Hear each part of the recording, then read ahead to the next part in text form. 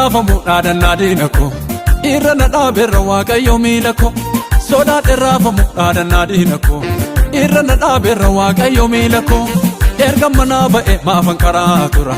illaafu humni koo naaf haara'aa bula erga manaa ba'e maafan karaa tura illaafu humni koo naaf haara'aa bula illaafu humni koo naaf haara'aa bula illaafu humni koo naaf haara'aa bula illaafu humni koo naaf haara'aa bula illaafu humni koo naaf haara'aa bula.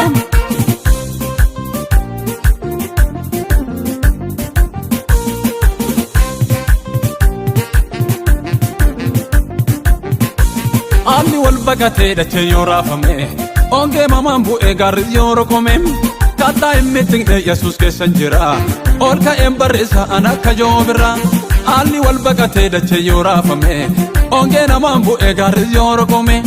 kattaa hin mittigne Yesuus keessan jira ol ka'een barreessa an akka joobirra ol ka'een barreessa an akka joobirra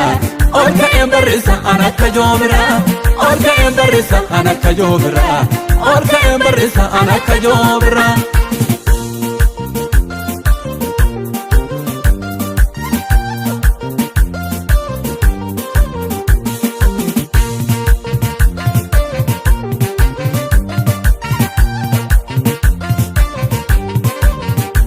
Jaalala isaan argee amma na jaallatu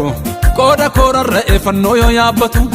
ulfina isaa dhiisee gabbu'ee gaararraa sicha nu faarfadhaa mingeenyam kanarraa. Jaalala isaan argee amma na jaallatu qooda koorarra eeffannoo yoo yaabbatu ulfina isaa dhiisee gabbu'ee gaararraa sicha nu faarfadhaa mingeenyam kanarraa sicha nu faarfadhaa mingeenyam kanarraa sicha nu faarfadhaa mingeenyam kanarraa sicha nu faarfadhaa mingeenyam kanarraa sicha nu faarfadhaa mingeenyam kanarraa.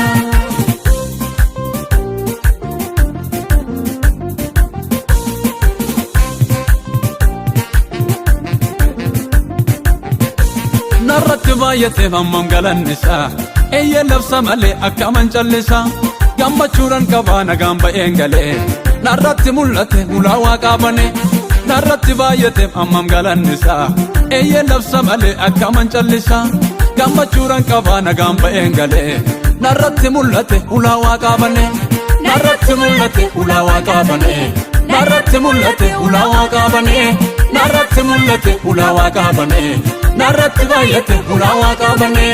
sodaadhe irraafamu dhaadannaa diina koo irra na dhaaberra waaqayyo miila koo